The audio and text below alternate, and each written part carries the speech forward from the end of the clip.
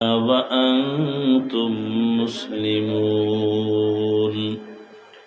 وقال النبي صلى الله عليه وآله وسلم: ألا كلكم راع وكلكم مسؤول عن رعيته. صدق الله مولانا العظيم، صدق رسوله النبي الأمي الكريم، ونحن على ذلك من الشاهدين والشاكرين والذاكرين، والحمد لله رب العالمين. سبحانك لا علم لنا إلا ما علمتنا، إنك أنت العليم الحكيم. رب اشرح لي صدري ويسر لي أمري واحلل عقدة من لساني يفقه قولي. सूरज ने दिया अपनी शुआओं को ये पैगाम, सूरज ने दिया अपनी शुआओं को ये पैगाम।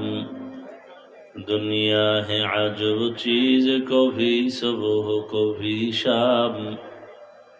दुनिया है अजब चीज, कभी सुबह कभी शाम। दुनिया में हो दुनिया का तलबगार नहीं हो, दुनिया में हो दुनिया का तलबगार नहीं हो। बाजार से गुजर हो खरीदार नहीं हो, बाजार से गुजर हो खरीदार नहीं हो। मकबूल है शाज़ है काबिल तो बहुत है, मकबूल है शाज़ है काबिल तो बहुत है। आईना के मानिंदे तू नहीं दिल तो बहुत है, आईना के मानिंदे तू नहीं दिल तो बहुत है। আল্লাহ পাকের দরবারে শুকর যে আল্লাহ পাক আমাদেরকে সুস্থ রেখেছেন, আলহামদুলিল্লাহ। ভাই ভলিউম বাড়াও, মনিটরের সাউন্ড বাড়াও। জীবনের অমূল্য সম্পদ আমাদের সুস্থতা। আল্লাহ আমাদের এই সুস্থতাকে দায়েমান কবুল করেন। তোমার ভলিউম বাড়াইলে কষ্ট হয়? হ্যাঁ, ওলামায়ে কেরাম আলোচনা করেছেন। ইকো বন্ধ করো, ইকো দিও না, রিভার্ব দাও। ইনশাআল্লাহ আমার পরে ওলামায়ে সাউন্ডটা ভালো ছিল, এরপর ডিস্টার্ব করতেছে। এতক্ষণ যেভাবে ছিল ওইভাবে দাও, শুধু ভলিউম বাড়াও।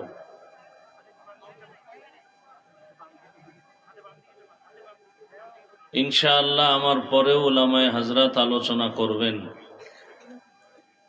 শেষ দোয়া পর্যন্ত সবাইকে এখানে উপস্থিত থেকে ওলামায়ে কেরামদের কথা শুনে যাওয়ার মতো তৌফিক দান করেন।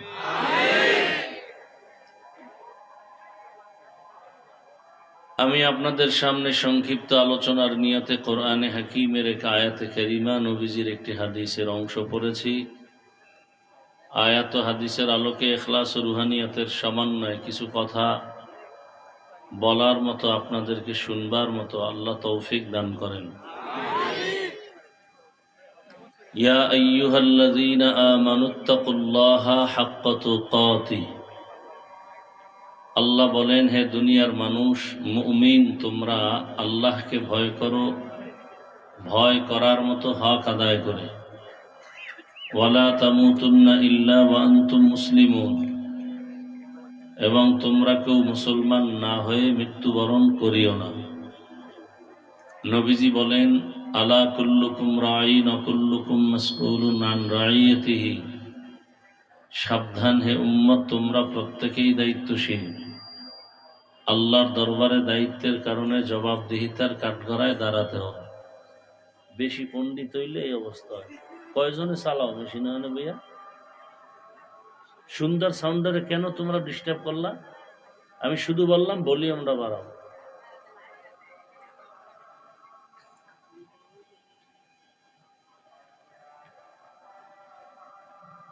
রসুল বলেন কিয়ামতের ময়দানে সকলকেই আসামির কাঠগড়ায় দাঁড়াতে হবে। সাহাবী প্রশ্ন করলেন, ইয়া রাসূলুল্লাহ, দায়িত্বশীল হয়ে দাঁড়াবে, দায়িত্বশীল কে এবং কার উপরে দায়িত্ব? নবীজি বললেন, অধীনস্থদের যিনি গার্ডিয়ান হবেন, কর্তা হবেন, তিনি হবেন অধীনস্থদের দায়িত্বশীল। বিস্তারিত রসুল বললেন, যেমন প্রত্যেক সন্তান মা বাবার অধীন, মা বাপ সন্তানের দায়িত্বশীল, ছাত্রদের দায়িত্বশীল শিক্ষক, প্রত্যেক মুসল্লিদের দায়িত্বশীল ইমাম ও খতিব। মুসল্লিদের দায়িত্বশীল কারা? তো কমিটি কেন? মসজিদে কমিটি নাই? পুরা মুসল্লিদের দায়িত্ব হলো ইমাম ও খতিবদের, তারা দায়িত্বশীল। কমিটি কেন? কমিটি বিল্ডিং এর দায়িত্বশীল, ঘরের দায়িত্বশীল। ঘর সুন্দর করবে, এসির ব্যবস্থা করবে, কার্পেটের ব্যবস্থা করবে, মসজিদ সুন্দরভাবে মুসল্লি নামাজ পড়তে পারে, অল টাইম খোলা রাখবে, পথিক নামাজ পড়তে আসবে, দারোয়ান রেখে দিবে যেন কখনো মসজিদে ইবাদত বন্ধ না থাকে। এখন হুজুরগো দায়িত্ব নেই, সব হুজুরগো দায়িত্ব নিয়ে নিছে কমিটি। ইমামরাও সাইজ করে কমিটি, মুয়াজ্জিনরাও সাইজ করে কমিটি, খতিবরে সাইজ করে কমিটি। আছে না নাই? এখান থেকে যে কবে স্বাধীন হবে বাংলাদেশ আল্লাহ ভালো জানেন। আল্লাহ হেদায়েতের দৌলত দান করেন। মুসল্লিদের দায়িত্বশীল ইমাম ও খতিব। একজন স্ত্রীর জন্য দায়িত্বশীল তার স্বামী, ওয়ার্ডের দায়িত্বশীল একজন মেম্বার, ইউনিয়নের দায়িত্বশীল। এইভাবে দুনিয়ার সবাই, সরকার গোটা দেশবাসীর দায়িত্বশীল, উম্মতের দায়িত্বশীল সমস্ত উলামায়ে কেরাম। আল্লাহর আদালতে দায়িত্বের কারণে জবাবদিহিতার কাঠগড়ায় উঠতে হবে। ভিন্ন আরেকজন সাহাবী বললেন, ইয়া রাসূলুল্লাহ, আমার অধীনে তো কেউ নাই, মা বাবা ভাই বোন স্ত্রী পরিবার কেউ নেই, আমি একা, আমিও কারো অধীনে নেই, আমার কি দায়িত্ব? নবীজি বললেন, আপনার অঙ্গ প্রত্যঙ্গের দায়িত্বশীল আপনি। আল্লাহ দুটো হাত দিছেন, দুটো পা দিছেন, দুটো চোখ দিছেন, এগুলো আল্লাহ পাক অনর্থক দেন নাই। আল্লাহ পাক এগুলোকে এক একটা কাজের জন্য দিয়েছেন। পা দিয়েছেন কেন? হাঁটার জন্য। চোখ দিয়েছেন কেন? দেখার জন্য। জবান দিয়েছেন কেন? কান দিয়েছেন কেন? শোনার জন্য। তাই মনে যা চায় তাই শুনবো, মনে যা চায় তাই খাবো না, এগুলোর ডিউটি আছে। আল্লাহ যেভাবে যতটুকু শুনতে বলছেন ওভাবে অতটুকুই শুনতে হবে। এ কারণে আল্লাহ পাক কিয়ামতের দিনে অঙ্গ প্রত্যঙ্গের হিসাবও আল্লাহ নেবেন। আল-ইয়াওমা নাখতিমু আলা আফওয়াহিহিম ওয়া তুকাল্লিমুনা আইদিহিম ওয়া তাশহাদু আরজুলুহুম বিমা কানু ইয়াকসিবুন। দস্তগোয়াদ মঞ্চুনি দুজদিদা আম লব্বগুয়াদ মঞ্চুনি বুসিদা আম চশমগুয়াদ চিদা আম গমজা হারাম গোশগুয়াদ চিদা আম সমরুল কালাম। আল্লাহ বলবেন, তোমার অঙ্গ প্রত্যঙ্গের দায়িত্ব কি ঠিকমতো পালন করছো? বান্দা না করেও বলবে করেছে। তখন আল্লাহ আসল জবানকে বন্ধ করে হাতকে বলবে কথা বল। হাত কথা বলবে। আসলে কি হাত কথা বলতে পারে? কি আপনাদের হাত কথা বলতে পারে? পারে না। কিন্তু মুমিনের আকীদা থাকতে হবে যে আল্লাহর কুদরতে সব পারে। যেটা কোনোদিন সম্ভব না সেটা আমার আল্লাহর কুদরতের দ্বারা সম্ভব। এই কথাটা মনে রাখলে ওলিয়া উলিয়াদের কারামতকে যারা বৃদ্ধাঙ্গুলি দেখায় এই প্রশ্নের জবাব হল হয়ে যাবে। সাউন্ডটা ঠিক করো ভাই, সাউন্ড উপরে উঠাও, ক্লিয়ার করো।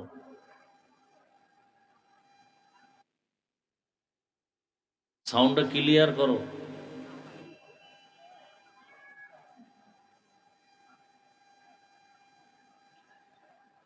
তো কি কথা বলতেছিলাম? হাত কথা বলবে, গাছ কথা বলতে পারে? গাছ পারে না, এটাই সত্য, এটাই বাস্তব। মুমিনের আকীদা আল্লাহর কুদরতে বলে। পাথর কথা বলতে পারে? পারে না, আল্লাহর কুদরতে পারে। আল্লাহ কুদরত দিবেন কিভাবে? জমিনে নেমে আসবেন, কোন একটা মাধ্যমে দেখাবেন। এটাই অবিশ্বাস্য এবং অলৌকিক ঘটনা। এটাকে বলে কি ঘটনা? অলৌকিক। এই অলৌকিক ঘটনা আল্লাহ যদি নবীদের মাধ্যমে ঘটায় দেখান এর নাম মুআজিজা। আর আল্লাহর নবী ছাড়া অন্যদের বেলায় যদি ঘটায় দেখেন এর নাম কারামত। এর নাম কি? কারামত। মুআজিজা যেমন সত্য, আহলে হক ওলিয়া উলিয়াদের কারামত তেমন কি সত্য। শিবলি রহমাতুল্লাহ আলাই জগৎ বিখ্যাত একজন ওলিয়ে কামেল। জুনায়েদ বাগদাদি রহমাতুল্লাহ আলাই জগৎ বিখ্যাত ওলিয়ে কামেল। কোন সন্দেহ? সন্দেহ করলে বুঝতে হবে তার ঈমান দুর্বল, তার ঈমান দুর্বল। রাস্তা দিয়ে যাচ্ছেন কোথাও, হঠাৎ গাছের নিচে বসছেন বিশ্রামের জন্য, চলন্ত পথে যাত্রা পথে হঠাৎ গাছ কথা বলতেছে, এই শিবলি আমার মতো হয়ে যাও। শিবলি বলে তোমার মতো হব কিভাবে? বলে দেখো তো আমার শরীরের প্রত্যেকটা অংশের মধ্যে ক্ষত বিক্ষত ঢিল মারার দাগ, বেতের বাড়ির দাগ। প্রচন্ড বেগে আমার উপরে আঘাত আসতেছে, প্রচন্ড। কিন্তু তাকায় দেখো এই আঘাতের প্রতিবাদে আমি কাউকে আঘাত করি না, বরং আমি সব মানুষকে সময় মতো ভিটামিন ফল উপহার দেই। ভিটামিন ফল। শিবলি বলেন বুঝলাম, এর ফলাফল কি? বলে এর ফলাফল ধৈর্য। এর ফলাফল কি? শিবলি বলেন সুন্দর একটা সবক পেয়ে গেলাম, আমি ধৈর্য ধারণকারীর মধ্যে অন্তর্ভুক্ত হতে চাই। কিন্তু আমার একটা প্রশ্ন, তোমার মধ্যে এত সুন্দর গুণ থাকার পরেও কেন তোমাকে আগুনে জ্বালানো হয়? লাকড়ি কই জ্বালায়? গাছ তোমাকে পরিণাম ফলে আগুনে জ্বালানো হয় কেন? গাছ বলে আমার মধ্যে একটা বদ অভ্যাস আছে। কি সে বদ অভ্যাস? বলে আমি জন্মলগ্ন থেকে উপরে উঠতে চাই, আমারে বাধা দিলে মানি না। এটা আমার অহংকার, আমার ভেতরে এত পরিমাণ অহংকার যে কারণে আমি নত হতে চাই না। শিবলি বলেন দুই সবক পাইলাম গাছের থেকে। এক, ধৈর্য ধারণ করলে ফলাফল ভালো। দ্বিতীয় হলো অহংকারী হওয়া যাবে না, আমি ভাব অন্তরে আনা যাবে না। দুনিয়ার সব অসম্ভব আমার রবের কুদরতে সম্ভব। দুনিয়ার মানুষ বলে এটা অসম্ভব হবে না, বা কথা বলে না, পিপিলিকা কথা বলে না। কিন্তু আমার আল্লাহ পিপিলিকারেও দিয়া কথা বলায় দেখাইয়া প্রমাণ করলেন, এবং সেই কথা একজন নবী শুনছেন, 9 মাইল উপর থেকে শুনছেন। 9 মাইল নিচে গর্তের ভেতরে পিপিলিকা জাতি বাইরে বয়ান করে, ইয়া আইয়ুহান নাবলু দুখুলু মাসাকিনাকুম। জমিন থেকে 9 মাইল উপরে পয়গম্বর সুলাইমান আলাইহিস সালাম সিংহাসনের মধ্যে বসা। নবী সুলাইমান পিপিলিকার আওয়াজ শুনে ফাতাবাসসামা, মুস্কি হাসলেন আর বললেন কুদরতের সিংহাসন মাটিতে ল্যান্ড করো। নিচে নামলো, নিচে স্থির হলো। পিপিলিকার বয়ান নবী তার পরিষদের সবাইকে শুনালেন। ক্ষুদ্রতম একটা পিপিলিকা তার জাতি ভাইকে সতর্ক করে হেফাজতের জন্য, তোমার ক্ষতি হবে আমি চাই না, ঢোকো গর্তের মাঝে। পয়গম্বর সুলাইমান আলাইহিস সালামের সৈন্যবাহিনী আসতেছে। এতগুলো সৈন্য আসলে একটা চাপ আছে, বাতাস, তোমাদের ক্ষতি হয়ে যাবে, তাড়াতাড়ি তোমরা গর্তের ভেতরে ঢুকে যাও। পিপিলিকার বয়ানটা এত মজার যে আল্লাহ কোরআনে উঠায় দিলেন। শুধু তাই না, পিপিলিকার নামে আল্লাহ সূরাও নাযিল করলেন, সূরা নামল। বাসুলাইমা দাদে মুলক সরোয়ারি শুদমতি এ খাতে মশদে ওয়াপরি। রহমতের নবী বলেন, এই পিপিলিকা জান্নাতে যাবে হাসরের মাঠে। কোথায় যাবে? এই পিপিলিকা জান্নাতে যাবে, সব না, এই পিপিলিকা জান্নাতে যাবে। পিপিলিকা তার জাতিবাহীকে সতর্ক করে, নিরাপদে আশ্রয় নাও, তোমার উপরে বিপদ যেন আসতে না পারে। একটা পিপিলিকা তার জাতির জন্য এত দরদ আর মায়া, আশরাফুল মখলুক মানুষের প্রতি এত মায়া নাই। যদি মায়া থাকতো হাদিদ এই পরিণাম ফল হতো না। করতে গিয়া মনে করছে এটা হবে, কিন্তু বিপরীত হয়ে গেল। মনে করছে সততার আওয়াজ বন্ধ করে দাও, কিন্তু আমার মাওলা যদি চান সেটাই হবে। এক হাদি চলে যাওয়ার কারণে এখন তাওহীদ আর সততার আওয়াজ সারা দুনিয়ার মধ্যে জাগরণ হয়ে গেছে। আর হাদি শিখায় গেল, পশু গরু ছাগল টাকা দিয়া কিনা যায়, যারা সততার মানুষ এদেরকে টাকা দিয়া কিনা যায় না। টাকায় তো পশু বিক্রি হয়, যেমন ভোটের আগের রাত্রে কিছু পশু বিক্রি হবে 500 টাকায়, কি সেই টাকা খাওয়ার জন্য তসবিহ গুনতেছে ওই পশুরা। ওরা মানুষ রূপী পশু খায়, পশু না, পশু না, আল্লাহ খায় কি এর পশু, এর থেকেও ওরা শুয়ারের চেয়েও খারাপ, ওরা কুত্তার থেকে খারাপ। ওয়ালাকাদ যারানা লিজাহান্নামা কাসীরাম মিনাল জিন্নি ওয়াল ইনস লাহুম কুলুবুন লা ইয়াফকাহুনা বিহা ওয়া লাহুম আ'য়ুনুন লা ইউবসিরুনা বিহা ওয়া লাহুম আযানুন লা ইয়াসমাউনা বিহা উলাইকা কাল আনআমি বাল হুম আযাল উলাইকা হুমুল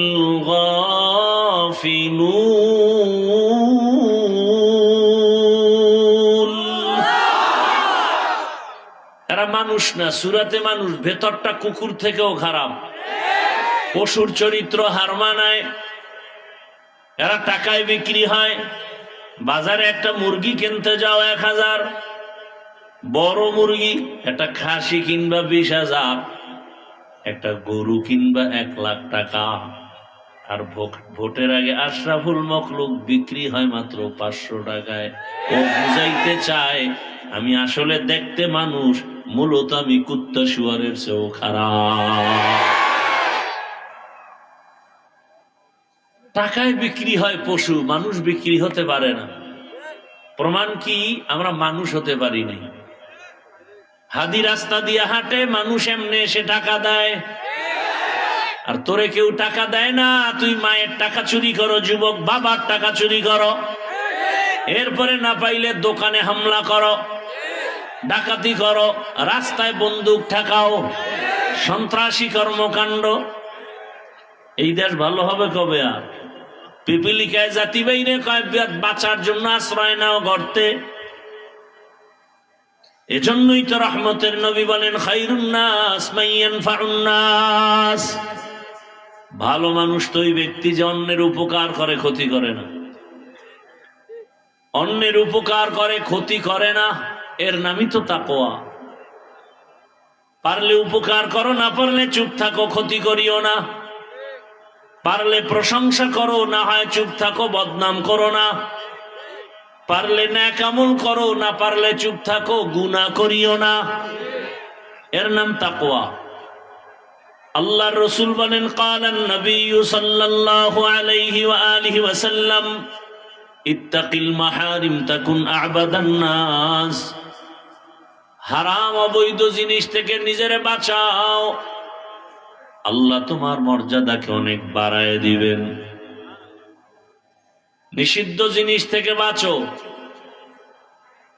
বলে কেমন? বলে চোখ দিয়া দেখো দেখো দেখো, আল্লাহ যা দেখতে নিষেধ করেছেন তার থেকে বাঁচো। স্বাধীনতা নাই, চোখ আছে দেখার জন্য, তার মানে যা মনে চায় তাই দেখবা স্বাধীনভাবে? না, স্বাধীনভাবে জীবন চালানের এই জীবনের কোনো মূল্য নাই। মনে যেমন চায় তেমন চলা, এর নাম স্বাধীন চলা।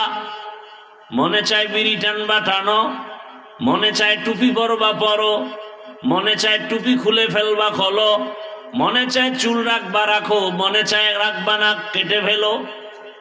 এই স্বাধীন জীবনের কোনো দাম নাই। মনে যেমন চায় তেমন কোন প্রতিষ্ঠান চালাইলেও প্রতিষ্ঠান টিকে না। মনে যেমন চায় তেমন যদি মনের মতো নফসের গোলাম হয়া দুনিয়ার যা চালাবে সে ধ্বংস। এজন্য আল্লাহ সীমাবদ্ধতা দিয়া দিছেন। চোখ দিয়া দেখো, মনের মতো দেখো, তবে বেগানারে দেখবা না। কান দিয়া শুনো, তবে গীবতের আওয়াজ শুনবা না। মনে চায় খাও খাও, কিন্তু হারাম মদের বোতল হাতে নিয়ে মুখে দিও না। মনে চায় তুমি হাঁটো, হাঁটার জন্য আল্লাহ পা দিছেন, তার মানে মসজিদ বাদ দিয়ে মন্দিরে যাওয়া, গির্জায় যাওয়া, মদের আড্ডায় টাসের আড্ডায় যাওয়া, জুয়ার আড্ডায় যাওয়া, এটা হবে না। ইত্তাকিল মাহারিম। কান দিয়া শুনবা, তবে গীবতের আওয়াজ শোনা যাবে না, গালির আওয়াজ শোনা যাবে না। জবান দিয়ে কথা বলো, যত মনে চায় বলো, তবে গালির আওয়াজ দেওয়া যাবে না, গীবত বলা যাবে না, মিথ্যা বলা যাবে না। তেলাওয়াত করো, জিকির করো, এর নাম তাকওয়া। চোখ দিয়ে দেখো, মাকে দেখো সওয়াব, বাবাকে দেখো সওয়াব, বাইতুল্লাহ দেখো সওয়াব, কোরআনটা খুলে দেখো সওয়াব। আল্লাহর কুদরত, জমিন ও আসমান তাকায় দেখো সওয়াব। নবীর জায়গায় ওয়ারাসাতুল আম্বিয়া উলামায়ে কেরাম আছে, তাদের দেখো সওয়াব। হাকিমুল উম্মত, মুজাদ্দিদুল মিল্লাত, শাহ আশরাফ আলী থানবী ফারুকী রাহমাতুল্লাহ আলাইহি আমার দেশে যখন আসছেন, আমার দেশের উলামায়ে কেরাম প্রশ্ন করলেন, হযরত, মা বাবার দিকে মোহাব্বতের নজরে সন্তান তাকালে কবুল হজের সওয়াব, বাইতুল্লাহর জিয়ারতের সওয়াব, কি বাইতুল্লাহর তাওয়াফের সওয়াব, জিয়ারতের সওয়াব, মা বাবার দিকে কে তাকাবে? কিন্তু আমরা যে আপনাদের দিকে তাকাই, ওলি আল্লাহ যারা আউলিয়া, আমরা আপনাদের দিকে তাকাইলে কি পাবো? সন্তান মায়ের দিকে তাকাইলে বাইতুল্লাহর জিয়ারতের সওয়াব পাবে, বাইতুল্লাহ পাবে, হজের সওয়াব পাবে। বাবার দিকে তাকাইলে পাবে। আমরা আপনাদের দিকে তাকাইলে কি পাবো? হাকিমুল উম্মত শাহ আশরাফ আলী থানবী রাহমাতুল্লাহ আলাইহি বলেন, সন্তান মা বাবার দিকে তাকাইলে বাইতুল্লাহ পায়, আর আল্লাহওয়ালার দিকে তাকাইলে মানুষগুলো বাইতুল্লাহর মালিকের পায়। কারে পায়? বাইতুল্লাহর মালিকরে পেয়ে যায়। বলে দলিল নিবা, দলিল। সাহাবায়ে কেরাম প্রশ্ন করলেন, মান আউলিয়া ইয়া রাসূলুল্লাহ, আউলিয়া কারে কয়? রহমতের নবী জবাব দিলেন, ইজা রুউ যুকিরাল্লাহ, তাদের দিকে নজর দিলে রবের কথা স্মরণ হবে, আল্লাহর কথা স্মরণ হবে। আর যে ওলিয়ে কামেল, মুজাদ্দিদে মিল্লাত, মুজাদ্দিদে জামান, এগোর দিকে তাকাইলে যদি দেখেন যে বিড়ি টানার কথা মনে পড়ে, এরম ফিরও আমগো দেশে আছে। এর চেহারার দিকে তাকাইলে মনে হয় আমার দাড়িটাও ফেলে দিই। এত সুন্দর ফির, দাড়ি নাই, মনে হয় লেডিস হয়ে বয়ে রয়েছে জন্ডিসের আকারে। এরা পীর, এরা শুধু পীর না, অলিকুল শিরোমণি, প্রস্রাব করে লয় না পান। এরা মুজাদ্দিদে জামান, আমি বলি এরা আন্তর্জাতিক বেঈমান। আল্লাহ হেদায়াত দান করুন। ভাইরা আমার, দেখেন কত ঝামেলা আমাদের দেশে ধর্ম নিয়ে। একদল পীর মানে না, আবার আর দল পীর এমন লাইনে গেছে যে শিরিকের থেকেও মারাত্মক অবস্থা। তিন অবস্থা প্রত্যেকটা ধর্মের ক্ষেত্রে। একদল বাড়াবাড়ি করে, আর একদল ছেড়ে দেয়, আর একদল মাঝখানে। মাঝখানের দল হক। একদল মারেফত মানে না, ভণ্ড। আর একদল বলে মারেফত আসল, শরীয়ত নাই, ভণ্ড। আউল বাউল ফাউল, ভণ্ড। শরীয়ত নাই, কি মানে? মারেফত। আর যারা বলে না শরীয়ত আছে, মারেফত আছে, এরাই হক। শরিয়াতরা মুকদ্দম দার আকনু, মারিফত আজ শরিয়াত নিসতে বেরু। শরিয়াত হো তরিকত হো তমামি, হकीकत में মুহাম্মদ की গোলামি। ভাইরা আমার, শাহজালাল ভণ্ড, হ্যাঁ, শাহপরান ভণ্ড, খাজা মঈনুদ্দিন চিশতি আজমিরি ভণ্ড, মদিনাতুল মুনাওয়ারা থেকে ভারতে আসছেন, কালেমার দাওয়াত শুরু করে দিলেন খাজা মঈনুদ্দিন চিশতি আজমিরি। অথচ মদিনা থেকে আসছেন, দাওয়াত দিতে দিতে দিতে দিতে লক্ষ লক্ষ লক্ষ লক্ষ বিধর্মী কালেমা পড়ে মুসলমান হয়ে গেল। খাজা মঈনুদ্দিন মায়ের কাছে বড় আনন্দ। মা বলে, এত আনন্দ কেন? বলে, আম্মা জান, লক্ষ লক্ষ বিধর্মী কালেমা পড়েছে। মা বলে, এটা তোমার কোনো অবদান না, সব আমি মায়ের অবদান। খাজা মঈনুদ্দিন চিশতি আজমিরি বলেন, এটার মানে কি রে মা? খাজা মঈনুদ্দিন চিশতির মা বলে, সন্তান, তুমি যখন আমার গর্ভে আসছো, আল্লাহর কসম এক রাত আমি ঘুমাই নাই। যায় নামাজ বিছাইয়া রবের সাথে কথা বলেছি, আর কান্না করে দোয়া করেছি, হে মালিক, আমার গর্ভের সন্তান তোমার ওলি হিসাবে পাঠাও। আল্লাহ তোমাকে দুনিয়ায় পাঠালেন, আল্লাহর জাতের কসম, আমি মা তোকে দুনিয়াতে আসার পরে যতক্ষণ দুগ্ধ পান করাইছি, যত ফোঁটা দুধ আমি দিলাম 2 বছরের মতো, আল্লাহর কসম এক ফোঁটা দুধও বিনা অজুতে আমি তোর মুখে দেই নাই। এর সন্তান আল্লাহর কঠিন ওলি হবে না, গাঞ্জাখোর হবে। দুনিয়াতে এমন একজন খাঁটি আল্লাহওয়ালা পাবেন না, যার দাড়ি ছিল না, টুপি ছিল না, নামাজ ছিল না, পর্দা ছিল না। শাহজালাল এত আল্লাহর ভক্ত, জীবনে বিবাহ করেন নাই। আল্লাহর মহাব্বতে এতটাই মশগুল ছিলেন যে বিবাহ করেন নাই। সুন্নতের একটা উল্টা কাজ করেন নাই। অথচ তাদের বহু ভক্ত আছে, চেহারাটা ভাল্লুকের মতো, চুলগুলো উল্লুকের মতো, নামাজ নাই, রোজা নাই, দাড়ি নাই, টুপি নাই, মুসলমান। বয়ানও শুনতেছে অথচ নামাজ পড়ে না। এজন্যই তো আল্লাহ বলেন, ইয়া আইয়ুহাল্লাযীনা আমানুত্তাকুল্লাহা হাক্কা তুকাতিহ, আল্লাহকে ভয় করো, ভয় করার মতো হক আদায় করে। সাহাবায়ে কেরাম বললেন, ইয়া রাসূলুল্লাহ, আল্লাহ যত বড়, ওই পরিমাণ হক আদায় করে ভয় করা যাবে না। আল্লাহ পাক আয়াত নাজিল করে দিলেন, ইত্তাকিল্লাহা মাস্তাতাতুম, হক আদায় করা লাগবে না, বান্দা সাধ্য মতো আমাকে ভয় করো।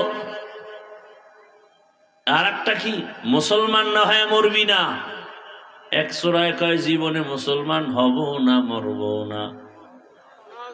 বলে না, কথা এটা না, তোমার মরণ যেহেতু হবে, পালাবার কোনো সুযোগ নাই। অতএব মুসলমান হইতে দেরি করিও না। মুসলমান হব কবে? মুসলমান তো সবাই আমরা, বলে না।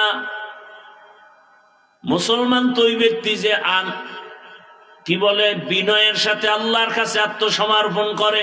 ও আল্লাহ, আমার কোনো মত নাই, তোমার মত আমার মত, আমার কোনো আদর্শ নাই, তোমার হাবিবের আদর্শ আমার আদর্শ, আমি তো তোমার হাবিবের আদর্শের সৈনিক। এরে মুসলমান যুবক, দুনিয়ার কয় টাকা পাওয়ার জন্য স্লোগান দাও আমি মুজিব সৈনিক, কয় টাকার লোভে পড়িয়া পেছনে পেছনে দৌড়াও, মা কোথায় খবর নাই, বাবা কোথায় খবর নাই, বউ কোথায় খবর নাই, সন্তান কোথায় খবর নাই, কয় টাকা পায় রাস্তায় দৌড়াও, রাতে আসো না, টেলিফোন করলে ধরো না, দুইটা নাই তিনটা নাই, বউ টেলিফোন করলে বউকে গালি দাও, কয় টাকার লোভে রাস্তায় ঘুরো। লিখে রাখ, মনে রাখবি, লিখে রাখ, ভুলে যাবে। যেই বন্ধুটারে নিয়ে জীবনটা কাটাইতেছ, একদিন ওই বন্ধু তোমার গলায় ছুরি লাগাবে। শত্রু মারা লাগবে না, জবাব তুমি আর তোমার মাওলার সাথে ডিসকাস করবা। কিন্তু আমার কথা, তুমি তো মুসলমান, মুসলমান হিসেবে কয়দিন রাস্তায় নাইমা স্লোগান দিয়া বলছো আমি মদিনার রসুলের সৈনিক? কয়দিন বলছো বলো? বলা উচিত ছিল না যে আমি রসুলের সৈনিক? দুনিয়ার সবাইকে কিনতে পারো, আমাকে কিনা যাবে না। শামসুল হক ফরিদপুরি রহমাতুল্লাহ আলাইহি বলতেন, আইয়ুব খানের বলেছেন, আয় আইয়ুব খান, টাকা দিয়া গরু কিনা যায়, শামসুল হক রে কিনা যায় না। টাকা দিয়া পশু কিনা যায়, আমি আল্লাহর বান্দা, আমাকে কিনা যাবে না। জীবন যাবে, কোনদিন কোন বেঈমানের সামনে মাথা নত করা হবে না। এরে যুবক, রাস্তা দিয়ে হাঁটে আর টাকা আসে, অনর্গল টাকা আসতেছে, তোমারে দেয় কেউ? হ্যাঁ, আশা করো দিবে? তুমি হলো চরম একটা বেয়াদব, চরিত্রহীন লম্পট। তোমার মা তোমাকে ভয় পায়। একটা মা একটা সন্তানকে কখন ভয় করে? সন্তান যখন চূড়ান্ত চরিত্রহীন লম্পট আর বেয়াদব হয়ে যায়। একটা শিক্ষক ছাত্রকে কখন ভয় করে? কোন ছাত্রকে ভয় করে? যেই ছাত্র চরিত্রহীন, চূড়ান্ত বেয়াদব, এমন ছাত্রকে শিক্ষক ভয় করে। কোন সভ্য সন্তানকে মা বাপ কখনো ভয় করবে না। তাহলে আমার সমাজ এখন কোন পর্যায়ে যে মা সন্তানকে কিছু বলতে পারে না, বললেই মাকে গালি শুরু, বেশি কিছু বললে মাকে মারবে, বাবাকে মেরে ফেলবে। সন্তান সেই অবস্থান নিয়ে চলে। শিক্ষক কিছু বললে শিক্ষকের মারবে, আন্দোলন করবে, শিক্ষকের বিরুদ্ধে আন্দোলন। ইসলামে তো এই আদব শিখায় নাই। আল্লাহ হেদায়েত দান করেন। এরে যুবক, ডাক্তার জাকির নায়েক সাহেবকে দুনিয়ার কে না জানে, কে না চিনে? হোমিওপ্যাথিক ডাক্তার, অথচ এত সম্মান। টাকার কারণে না, ক্ষমতার কারণে না, সুন্দর চরিত্র আর নৈতিক আদর্শের কারণে। আমিও চাই প্রত্যেকটা যুবক নতুন স্লোগানে দাঁড়িয়ে যাও, গোটা দেশে আন্দোলনের আওয়াজ দিয়া দাও যে আমরা যুবক, আল্লাহ আমাকে সম্মান দিবেন, রিজিক দিবেন, হায়াত দিবেন। আমি লেখাপড়া করে একটা আদর্শের জায়গায় পৌঁছে যাচ্ছি। জীবনে আদর্শ দিয়া দাঁড়াবো, কারো কাছে মাথা নত করব না। সব যুবক যদি এক লাইনে দাঁড়ায় যাও, এমন কোন মাস্তান নাই, নাস্তিক নাই যে মাথা উঁচু করে তাকায় কথা বলবে। কিন্তু ওই যে তুমি পশু, টাকা দিয়ে তোমার কিনে নেয় ফাঁকে ফাঁকে, তুমি বয়ান শুনতেছো ঠিকই, বাইরে গিয়া বলবা হাফিজুর রহমান সাহেব নির্বাচনে গেছে, শেষ শেষ। এইটা চিন্তা করবা না যে নির্বাচনে গেল কি চায়। আব্রাহাম লিঙ্কনের আদর্শ বাস্তবায়ন করতে চায়, না মাও সেতুনের আদর্শ বাস্তবায়ন করতে চায়, না শেখ মুজিবুর রহমান সাহেবের আদর্শ চায়, না জিয়াউর রহমান সাহেবের, না মদিনার রসুলের? এটা বিশ্লেষণ করে না, এটা করবা না। কি চায়? গত কবে একটা এখানে বয়ান করছি না, এজন্য সুপে আজকে বললাম সাইজা করার হেদিন করে দিছি। কপালে, পাঠার কপালে সিঁদুর লাগে না। কপাল পুড়ে গেলে রসুলের বয়ানেও হেদায়াত হয় না, আর কপাল খুলে গেলে রসুলকে জবাই করতে গিয়েও কালেমা পড়ে। মাত্র 27 বছরের যুবক, নাম কি? নবীকে জবাই করতে গিয়া কি পড়েছে? আর কপাল পোড়া আবু জাহাল রসুলের সাথে থেকে এক প্লেটে খাইয়াও কালেমা পড়ে নাই। 13 বছর রসুলের সাথে ছিল, বয়ান শুনছে, খানা খাইছে, কালেমার বেলা না না না বাতিজা খবরদার, ওই লাইনে আমরা নাই। বুঝেন না কথা? ওটি হইল সাধারণ মূর্খ মানুষ, যারা গ্রামের গরিব, এরা এই জিকির আজকাল লয়ে চলবে। আমরা বড় লোক, আমগো এটি কাম না। মসজিদে ঢুকছে গরু, খাদেমে দিছে দৌড় গরুর উপরে, বেতের বাড়ি। মালিক একাই, মিয়া তুমি গরুরে মারো কেন? গরু কিছু বুঝে? আমারে কোনোদিন দেখছো মসজিদে ঢুকতে? গরু তো বুঝে না, ও ফট করে ঢুকে গেছে। আমি তো কোনোদিন ঢুকি না, আমার তো সে বুঝ আছে। কিরম বেয়াদব নাই? আল্লাহ হেদায়েত দান করুন। ভাইরা আমার, মানুষ হিসেবে থাকেন, মানুষ হিসাবে পরিচয় দিয়ে থাকেন। আপনি ডাক্তার হন, ইঞ্জিনিয়ার হন, কি আল্লাহর জান্নাত পাইতে হলে কি হুজুর হইতে হবে, মাওলানা হতে হবে? এত টেনশন কেন? ডাক্তার হন, ইঞ্জিনিয়ার হন, প্রফেসর হন, ওসি ডিসি এসপি হন, সমস্যা কোথায়? কিন্তু আদর্শ ঠিক রাখেন। আপনি মানুষ, মানুষের আদর্শ ঠিক রেখে চলেন।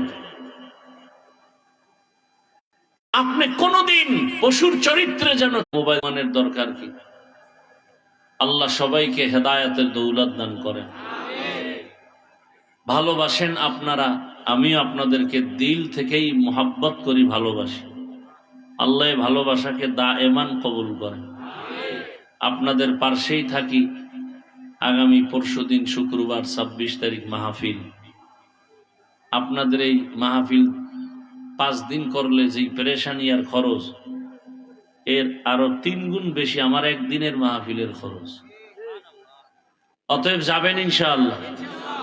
চিন্তা করে ভাড়া পামু করি কেন? ভোটের আগে পাবেন না, সমস্যা কি?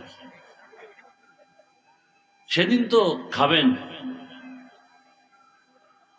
নিয়ত করেন জুমার নামাজ ওখানে হবে, সকাল 10টায় শুরু হবে, রাত্র 12টা পর্যন্ত জুমার নামাজ মাঠে হবে। যাবেন তো ইনশাআল্লাহ? আল্লাহ সবাইকে কবুল করেন। এটাই তো ভালোবাসা। এখন তো হাত বিছাইলো, আমি হাত ধরি না। 1 নম্বরে কয়জনের সাথে মিলাবো, 2 নম্বরে হাত যারা দেয় এরা রসুলের মোহাব্বতে দেয় না, ছবি তোলার জন্য দেয়। এই 2 কারণে আমি হাত বাড়াই না।